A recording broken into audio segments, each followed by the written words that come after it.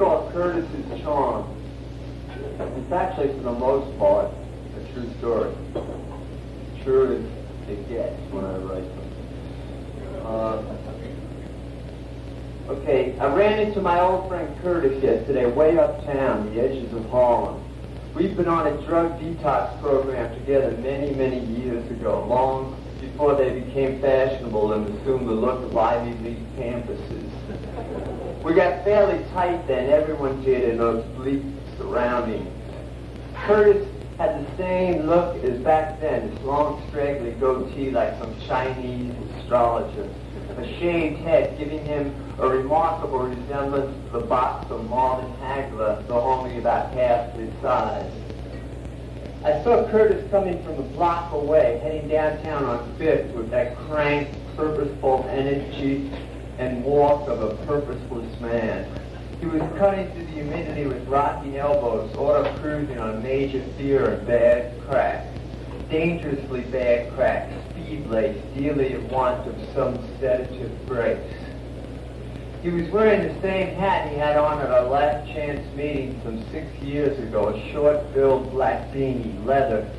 He told me that the blue zipper jacket and dark baggy trousers I was wearing made me look like I was on a work detail from Rikers Island.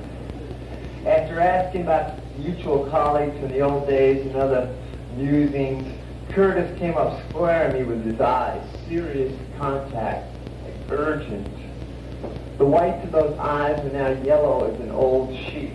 I envied the man's teeth, however. I don't know why I put that in. He asked me if I was in any rush. Said that he was involved in a situation which I might be able to help with. You'd be just who I need talking to right now, he spoke, just above a whisper. Yeah, man, you know about weird shit like this. We crossed Fifth Avenue, walked down the stairs leading into one of the secret jewels of Central Park, the Conservatory Gardens. All the flowers were blooming full, all the benches were empty, except for a suspicious park worker grooming the curve of a hedge with these huge, brutal shears. It seemed we two were alone. We took a bench near the back gate, surrounded by high rows of pink mums, and surveyed the hordes of flora. I mentioned that these gardens were the very place where Benny King came to get into the lyrics of Rose of Spanish Harlem the morning before recording it. Whatever happened to Joe Tex? Curtis asked by way of a total non sequitur reply. I have no idea, I answered. See if you can find out, he said, almost as a command. You know, he went on, I heard that James Brown once offered to pay for one of those sex change operations to Joe Tex so that he could marry him as a bitch. He said he loved Joe Tex's voice so damn much that he wanted to get down with him, but not like some faggot, dig, because he was too religious, James. You know how that is. He wanted to marry him so that it'd all be right in God's eyes and shit. So he wanted him to be a woman, man. You ever hear that story? I hadn't, but I said that I hadn't. Several times. Oh yeah, that's all over, Kurt. My mom told me that. Then Curtis shot me another look that said it was time to cut through the chit-chat. The guy with giant shears was getting closer, the sound of his furious snipping getting loud and frightful in the silent, sweet-scented air. Curtis is badly troubled. He's in a place where, for once, his street smarts and weaponry don't fit in or do any good. As his tale tells, he's convinced that his new Haitian mother-in-law, an adept of the dark tricks, is tagging him with sundry spells of heavy voodoo juju. He claims he can feel the curse infiltrating his brain like flaming arrows through his ears. His wife told him that because he's been seeing other women and spending the money designated for groceries and Pampers on crack, that her mother is going to settle the score with various incantations and magic brews. He tells me that right as we are speaking, there's a small brass crucible in the old hag's apartment with his name on it. and with his photo and some snippings from his pubic hair from his privates resting within. And any hour now he stays pacing back and forth, nearly trampling the road, peach hibiscus. This old bitch is going to take something from one of them voodoo supply jars she got all over that house and toss it onto my picture in that there bowl. My wife says that if it be some kind of herbs or shit tossed in, then I'll be all right, that all it's going to do is straighten me out, you know, smarten up my ass and keep me in line. But if her mom wants to really get down to business, then she's going to take some scorpion or some other creep poison bug from them jars, and then I'm going to be one sorry-ass man hurting like a mofo, and there ain't nothing, not a damn thing that any straight-up doctor can do. I was shifting all over the bench during Curtis's rant. His fear was genuine, his eyes wildly palpitant with it, and I knew now that he had opened the ventilation shaft, that I was in this problem for the long haul. It wasn't the type of day one wants to spend this arm in delusion either. It was only 10 a.m., but the grace period of cooler morning air had already disappeared. The temperature was heading toward the mid-90s again, and the humidity was conjuring steam from the garden growth. The well-tended, even lines of flora suddenly seemed more like virgin rainforest. The sweat from Curtis's black pores flowed free from his face as the porous neurons of madness, demons, and drugs fired through his mind. It seemed yellow-tinted, this sweat, as if from years of orange methanol biscuits and bad cocaine cuts. Listen, he went on, I know what you're thinking, man. But I know that this woman should be working on me already. Like, I've been doing some weird stuff lately, or better said, some weird shit's been being done to me. Like the other week, man, just the other week I passed out smoking a plain old joint. And 2 days later, I woke up in some rotten homeless men's shelter in Queens. In fucking Queens, man. Think that. I ain't never even been a motherfucking Queens before that. Caused all kinds of problems. I missed my face-to-face down at welfare, and they held up my digit for 8 damn days. Got in trouble at the methadone clinic as well. They went and lowered my dose, so now each bottle I sell out in the street is worth $5 less than before. Well, let those suckers coming down from Connecticut or Boston about it. It's true, I'm telling you. If you're going down to New York to buy methadone, man, you're paying extravagant prices. And when I get home and tell my wife what happened and why I was gone, she tells me all nonchalant that I just got hold of some bad grass, like it had been angel dusted or some such nonsense. But I know, goddammit, that it was her mama at work with that evil shit. But all that's chump shit compared to what came next. Worse by far is what I've been seeing lately, man. Now, first of all, let me explain one thing. You see, I know that my wife, she's been stealing money out of my trouser pockets at night for years after I put on my comfortable house shorts and sit down and watch TV. You know how I like westerns, got the VCR, put in a western, man. So, I've been hiding the bread the last couple of weeks, but it don't do no good, because with her powers, my wife's old lady can see where it be hid, by rattling some beads and looking into this bowl of green water she got on her living room table. And she just tells my wife.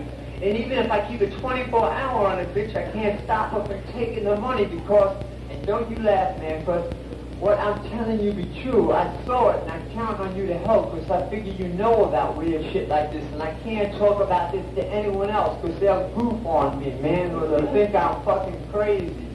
You see, I can't stop her from stealing my stash, because now she got the powers from her mom, or maybe it's the old lady herself coming over at night to me at my apartment.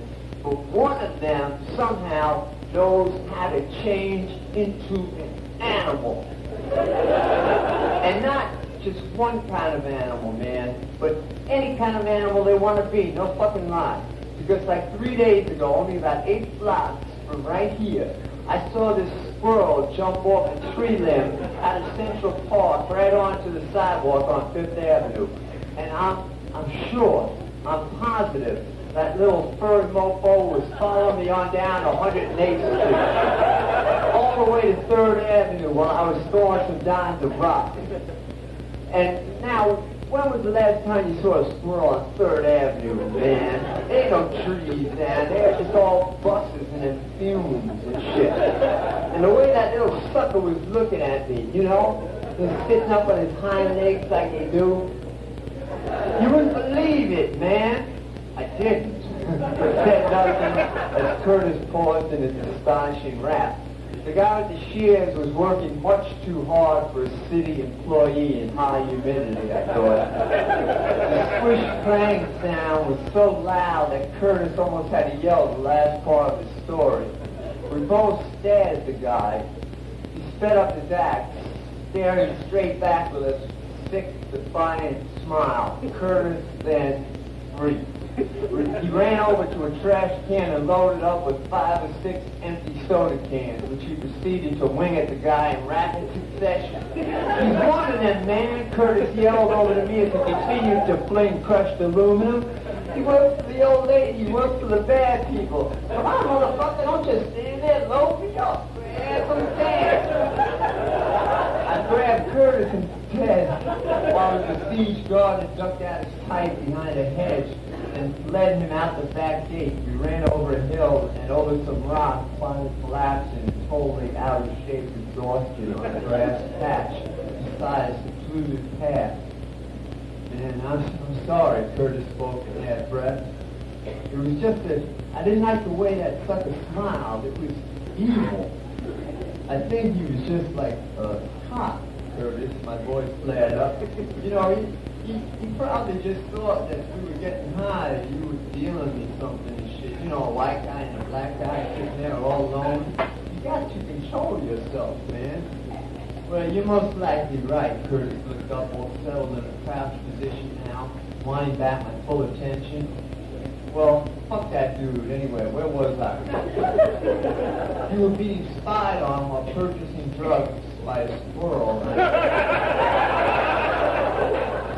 Right, that's right. That was only the start. I took a look around, then continued. Last night was much stranger. Listen here. Last night I was sitting at home in my good chair, feet up, watching a cowboy movie. And what do I see? On a Bible now, I'm swearing to this. Right in my living room comes this little black mouse. A shade of black the same as my wife, come to think of it. Moving across the floor right beside the wall with a $10 bill in his mouth. He was stopping after every 10 feet or so, looking around all sneaky and shit, just like a thief. With a $10 bill in his fucking mouth, man. And it was coming straight from the direction of the loose plastic brick at the bottom of the phony fireplace where I've been hiding my money. I looked over at the brick and could tell it had to move just a little tiny bit, just enough for a mouse hand to get in there. So I got up to chase the little guy, and it slips around the corner and right under the bedroom door. I fling the door open, and it's gone. Nowhere in sight. But my wife just laid out on the bed, all totally naked and chilled, with a big shit-eating grin on her face. I know she had that $10 bill stashed somewhere, and I know the only reason she'd be naked was because she just changed back from being a mouse. Didn't have no time yet to put something on. Now you tell me, man, I mean, my wife never naked around the house. We got 5 kids. So you tell me, can her mom or anyone else have the power to change someone into a mouse or a squirrel? You tell me, because if this old bitch can do that, then I know a curse she wants to put on me is gonna work, man, and my butt be burned.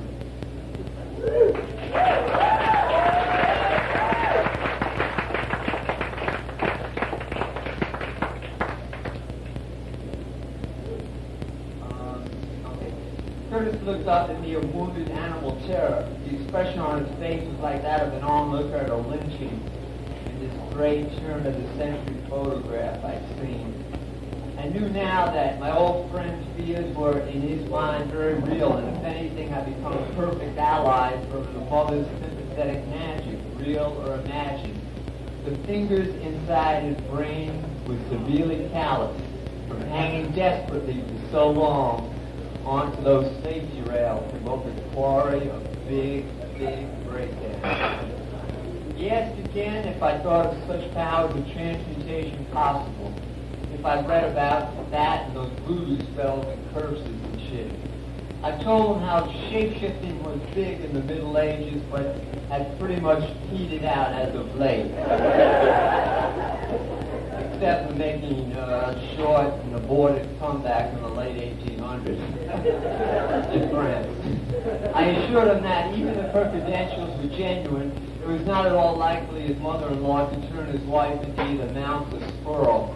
Then I explained what I knew regarding homeopathic magic, breaking it down into subsections with contagious magic and sympathetic magic. It was all pretty much out of the golden vow, and I realized halfway through it all it was a bit too academic for Curtis's benefit under the circumstances. He just wanted to know if the old lady's curses were going to work, and that being the case, what did you do in self-defense? He was thinking. See, that's just the point, I suppose. But the worst thing you can do about this black magic shit is let yourself believe it works, man. Then you just plant the seed of destruction inside yourself, and your sense of helplessness just waters the thing. And the thing to do is to think righteously, purify yourself, man. Then any curse aimed at you will be thrown back off you and returned to the sender, working against them 7 times stronger than when it was sent. And that's a fact, man. How am I supposed to? Man, that sounds cool, Curtis. How am I supposed to purify myself at this point, man? I mean, we're like two germs here talking to each other. He had a point, though I did take umbrage at Curtis classifying me on an equal versus basis of germ as himself.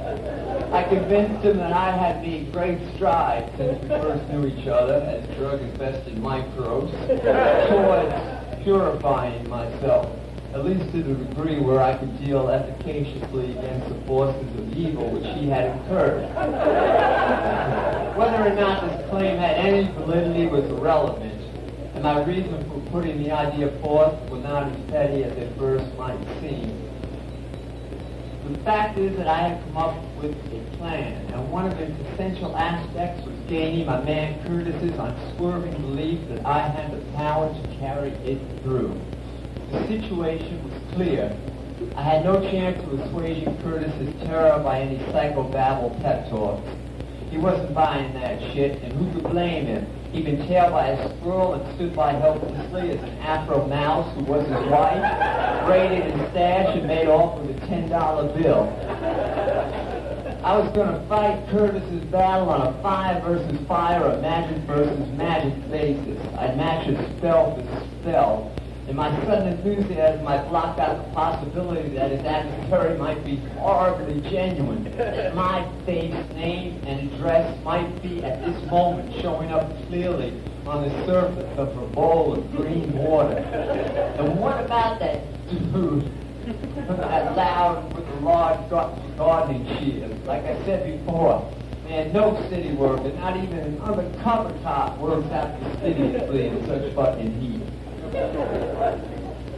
No matter, I had, if not exactly purity, then total stupidity and good intentions on my side, and a plan. I took out my mini notepad and ripped out a page. I held it up in front of Curtis's face, that same strange sweat just moaning from his pores. Now we can take care of business, man. Putting aside all the bullshit of why and how. What you need is some magic of your own. Some kind of protective charm or talisman, you know, to block out this insinuating evil and neutralize it for good. Yeah, man, that's exactly what I need, Curtis perked up. That's what I wanted all along. But can you do it? Can I do it? I sneered. Can I do it? My tone rebuking him for his doubts. Of course I can do it. Man, you gotta trust me. My main mission at this point was instilling total belief in the spiritual sleight of hand which I was winging. I've got a spell to match anything the dark forces can toss your way. Proven and powerful. I picked it up from this great holy man on the island of Cyprus. They call him the Magus of Juvolus. Curtis was visibly impressed by this arcane-sounding appellation. I had his attention and complete confidence. Actually, the Magus does indeed exist, as does his prescriptions for protection I was about to lay on Curtis. I bent down on one knee and laid my notepaper across a day-old New York Post left on the bench. I realized the moment I first laid my felt tip down that I must have more faith in the Magus than I realized, because I suddenly felt overwhelmed by a sense of blasphemy. Referring again to what I read in the Magus' book, I shut my eyes and pictured this ball of white light unwinding from my hand and surrounding my entire body to purify it. Still, I heard that tiny, pervasive street voice that has always followed me around in my head, repeating the phrase over and over. You kidding me, man? You kidding me with this shit? I looked up at Curtis. I was now pissed off he had dragged me into all this shit. Having a voice really pissed me off. But I waved the blank paper as a promise in his face, and I had to deliver. I began forming the lines on the paper. The first symbol was the Star of David, centered at the bottom half of the page, like two parts, the bottom and the top. Then around it, the Star of David, Solomon's seal, the Jewish Star of David. Then around it, I drew 4 small crosses at north, south, east, west. Beneath each cross, I print the names of the 4 hierarchical archangels: Michael, Raphael, Uriel, and Gabriel. I confess that there was some specific clockwise order to these names, corresponding, I believe, to the 4 elements as well to the 4 compass cardinal points. But I couldn't remember who went where, so I just began with Michael on top and then continued randomly on. Actually, Michael should have been on the bottom, and Ariel should have been on top. I think Gabriel was over there. That would put the other guy over there. I had the bottom half of the charm. It was sort of a preparatory incantation, a kind of spirit battery. I held it up to Curtis. This is your source of power. Now, above it, we address the evil that is challenging you. I began on the upper half, Curtis stroking it tightly over my shoulder. The first designation here was a snake. Up until now, everything was straight lines and letters, but this required some slight ability of basic draftsmanship, a gift which I had never come near to possessing. Nevertheless, I got on with it, and the result seemed satisfactory enough to me. Was a snake. As I lifted a pen for a moment, however, Curtis snatched the paper up desperately and held it between us, his hands trembling in anger. "What are you doing drawing a picture of a dick, man?" he exclaimed vehemently. "I thought this was good magic, holy, good, pure, man. You're drawing a cock." "That's a snake, not a damn dick," I sighed, lifting the paper out of his hand. Here, let me just fix it up and see. I embellished some rings around my snake rendering, and added a rattle on its tail, a long forked tongue darting all nasty from its mouth. I now held it up again for Curtis's perusal. Still looks more like a dick than a snake, Curtis and all. Just got a fork coming out of his tip now. One of those little tiny forks for lobster and shit. "Listen, man, it's just a fucking symbol, I shot back, dog. I ain't no photorealist, okay? Besides, maybe that's what your dick looks like, but not mine." I was down to the last sign. I drew a bolt of lightning which started from the very top of the page and passed right through the snake's neck. It continued on to mid-page and ended, a righteous zapping of the serpentine evil archetype by the celestial hierarchy. I had Curtis sign the spell at the bottom corner, as instructed. Then I folded it in a series of elaborate angles. It was supposed to wind up as a neat, tiny pyramid of paper, but it came out like some bad cocaine bindle. No matter, it was close enough. Curtis accepted it with a reverence and relief. Now I got the mojo, he explained, taking it in his pocket. I got the mojo, man. I got the power. I'm safe now. Don't flaunt it, Curtis, I told him. Don't flaunt it. By the way, according to the magazine, you have to take it to a church and sprinkle a little holy water over it. Now that's very important. Any Catholic church carries some stuff, or, Eastern Orthodox, Russian Orthodox, Greek Orthodox, Episcopalian, I don't know. Whatever the real potency of the magazine's diagram, its effect on Curtis was exactly what I'd hoped for. His faith in the folded charm was absolute. His hands kept caressing the pockets which held it. I was wiped out, wanted to get away from there and stoke my brain into something fresh and forgetful. We came out of the park at 98th and 5th. Curtis split uptown, turning around every 20 feet with a gesture of thanks. I stood watching him a while, then headed down 98th Street over to Madison to pick up the newspaper. Finally free of Curtis's presence and concerns, I was swamped now with speedily vacillating thoughts and feelings during this one-block walk. Power of evil, power of goodness, the extent of a joke, success. What if I was feeling some legitimate sense of faith, no matter how disarrayed? There was nothing wrong with that. Small voice again.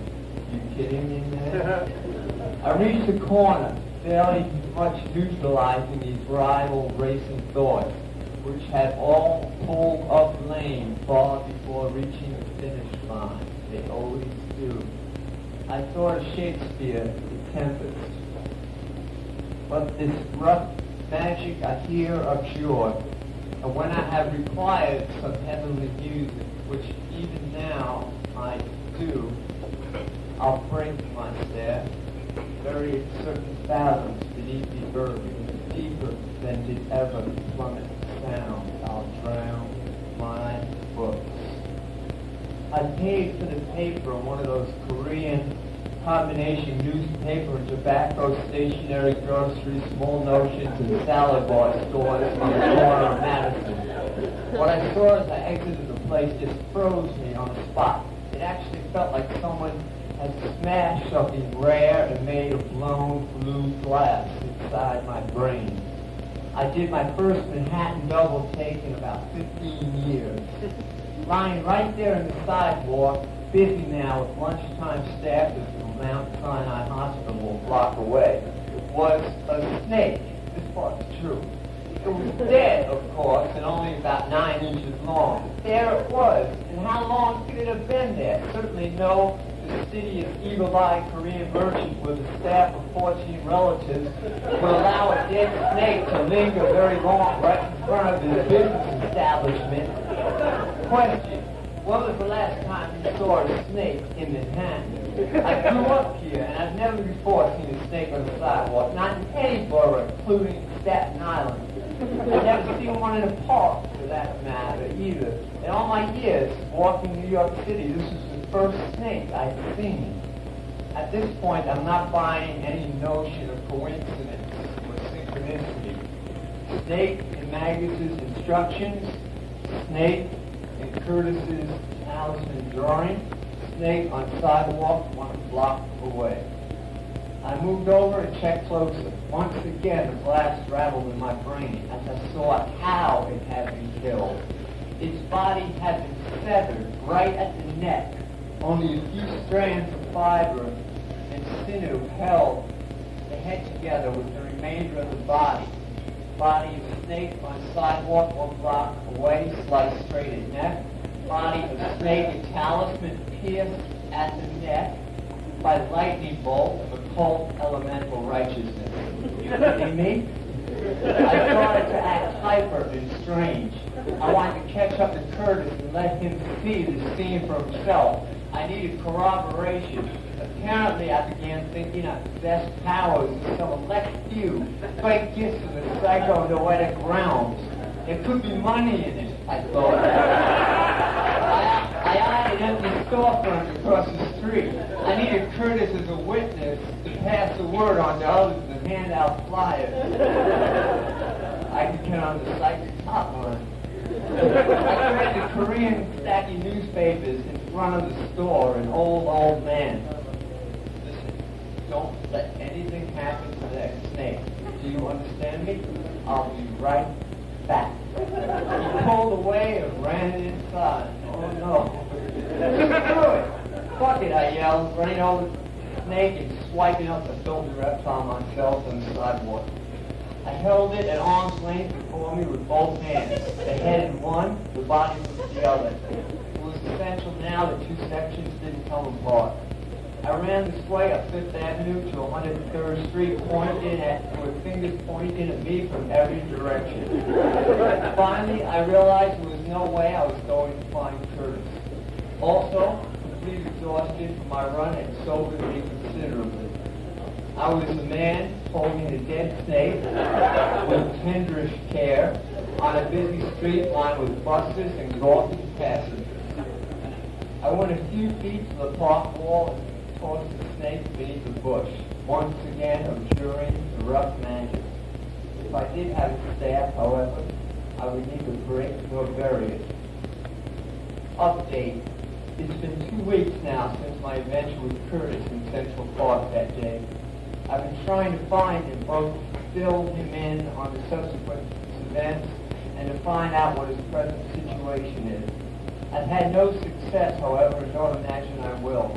According to a mutual friend, I saw 2 nights authorities and in charge of burning out the rest of the entire building in which his wife was, along with her mother, presently residing. Fortunately, no one was injured in the blaze, though the mother-in-law's irreplaceable collection of Caribbean esoterica, as well as a small menagerie of reptiles, rodents, and insects, was completely destroyed. Whether Curtis ever took the time or energy to locate the prescribed holy water and sprinkle it onto the talisman, I cannot say. But I, for one, would like to know the answer.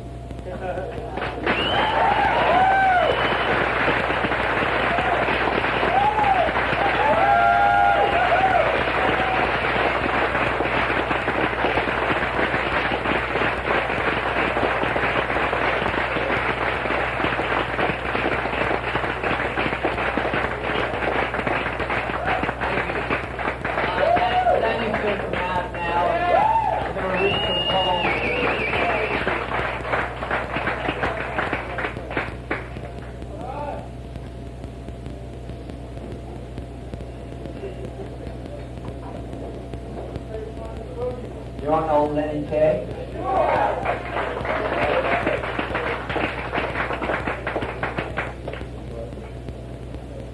These are all, I actually have a new book coming out in October. It's not completely new, it's a collected poems thing. So it has like Living at the Movies in it, it has the Book of Noah's in it, and it has this, I told them I didn't want to just, put a new title on 2 different, 2 old books. So they let me have 35 pages of new stuff, so these are some of those poems.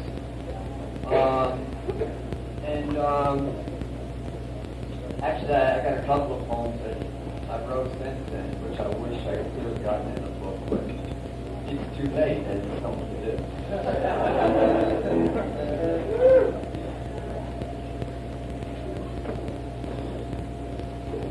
Oh shit, I'm starting to get the old hay fever nasals. I hope we finish it set because one, I don't think I'm going to start sounding like Daddy Duck.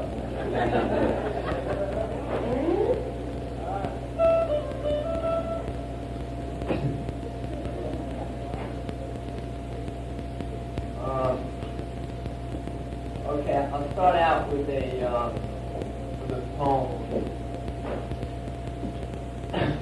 The wind whips darkening outside my hotel window. People down the hallway who stab each other each Friday night. Is that some sort of ritual or just something terribly unresolved? You better be quick when the past comes up on you. It wants fast answers to each question it asks, and it will come.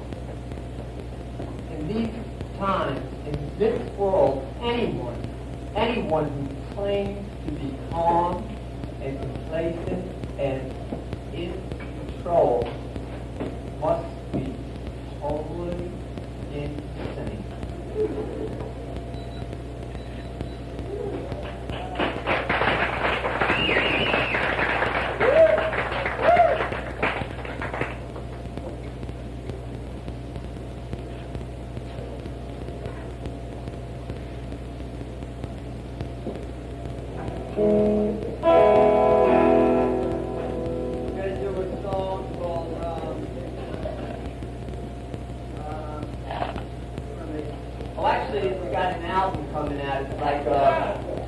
In August, it's called World Without Gravity, the best edition of Carroll. It's got a couple on these cuts on it, so that hasn't been, heard before. And it's also got some live cuts on it.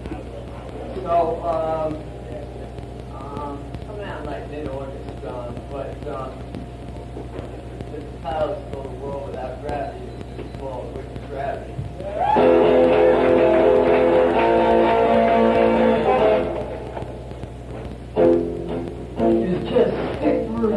Just like my lungs were filled with shame. All the sky seems so low, and as the moon explodes as an angel when dancing for the rain. It's my will. I can't remember.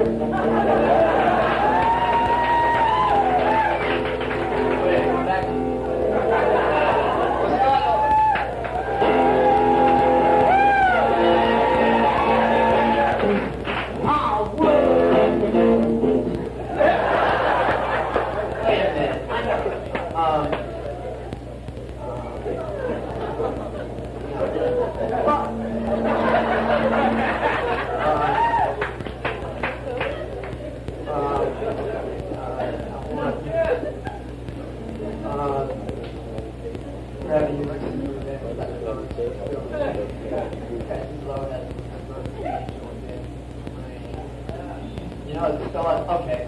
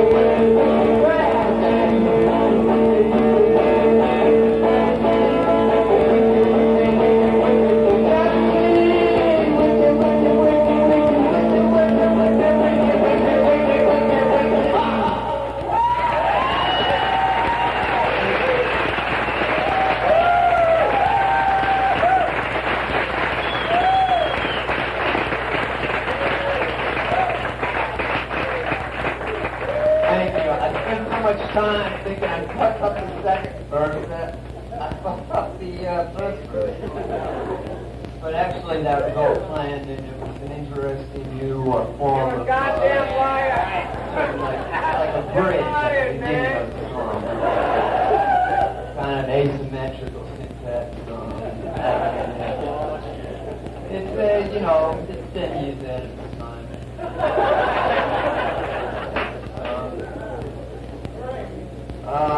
Okay, this is a new poem. This is too late for the old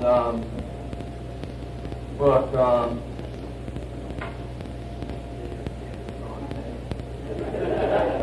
This is called Music now.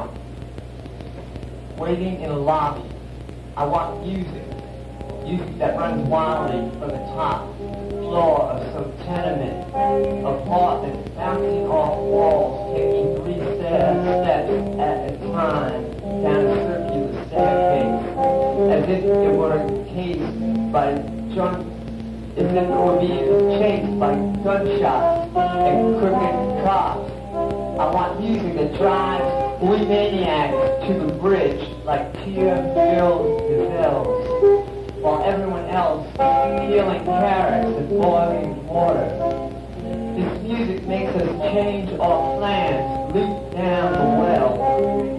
I want the music that evokes, makes rabid raccoons descend on Manhattan. I want to hear an ex-convict playing a red-painted piano at 5:30 a.m. in the drizzling New York skyline in an open field after all the guests have left a party for wealth.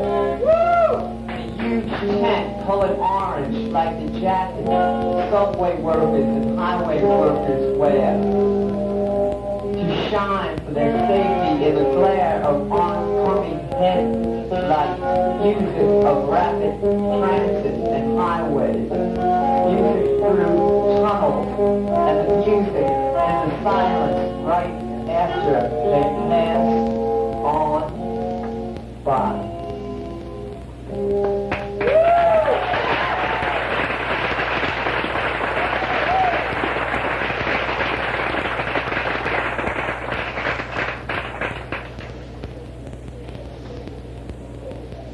This is a poem, well, wait a minute.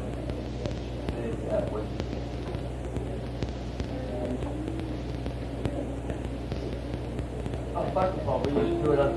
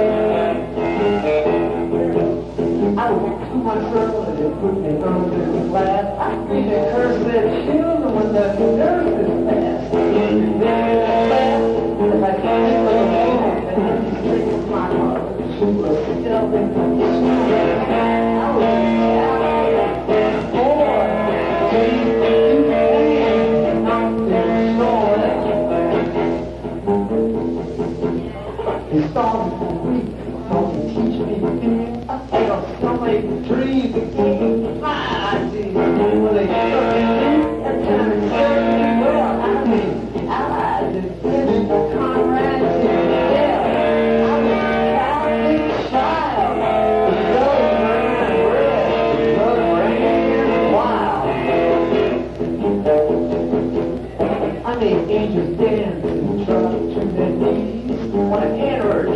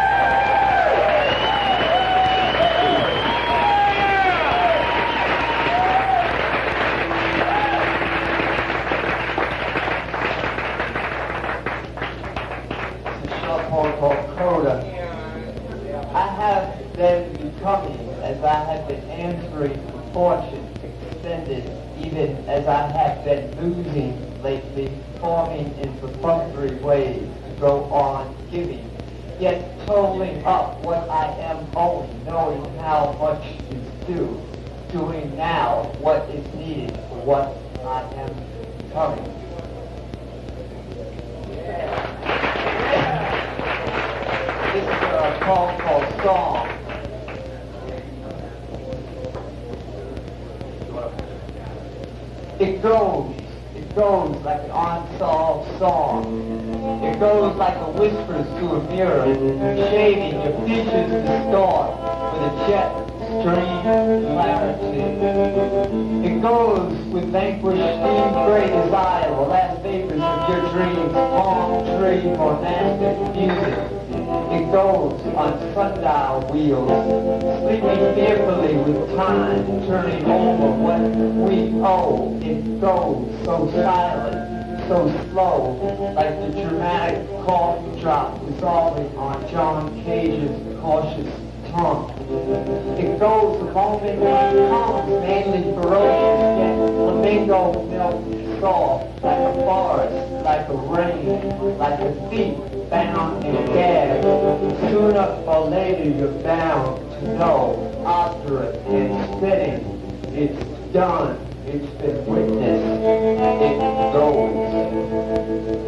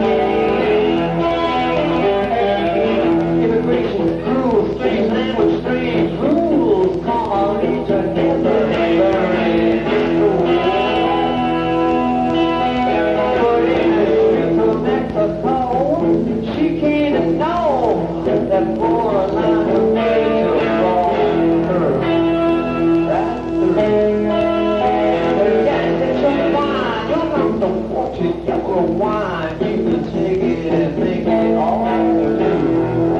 So, making you one girl, she walks over, and the immigration man saw her. She refused to take the short order.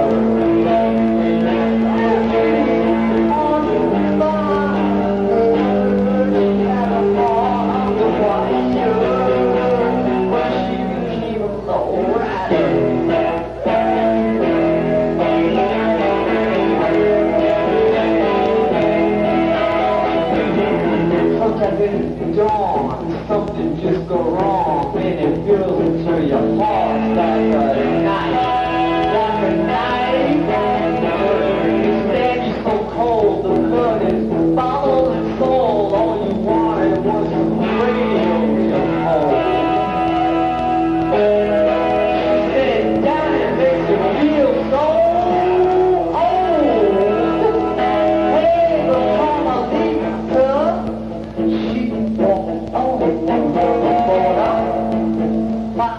immigration inspector, she wouldn't take a short order. It wasn't easy to find her. She went up all the wire. She gave a low rider. She gave a low rider.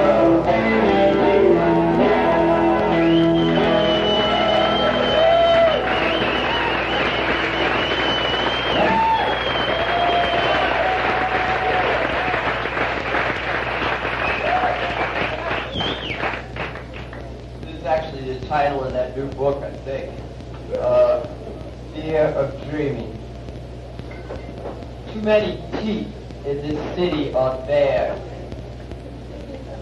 What I want is to sleep inside a strange language, trimming the bonsais under glass, its redolent needles, clipped precise as Buddha's fingernails. Yet I'm nervous to sleep, afraid to dream, and fearful as well of waking too late, wary of the end of this century, its bloodthirsty and dead weight.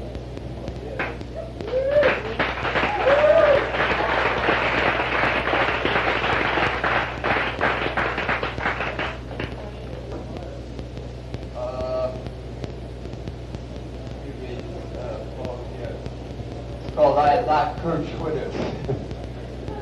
Kirchwood actually, of course, is a French, German painter. Wasn't exactly one of the good writers or the poems, but kind of hung around with those kinds of stuff. But I just saw some of his paintings and I thought I like Kirchwood. And that was the title of the poem.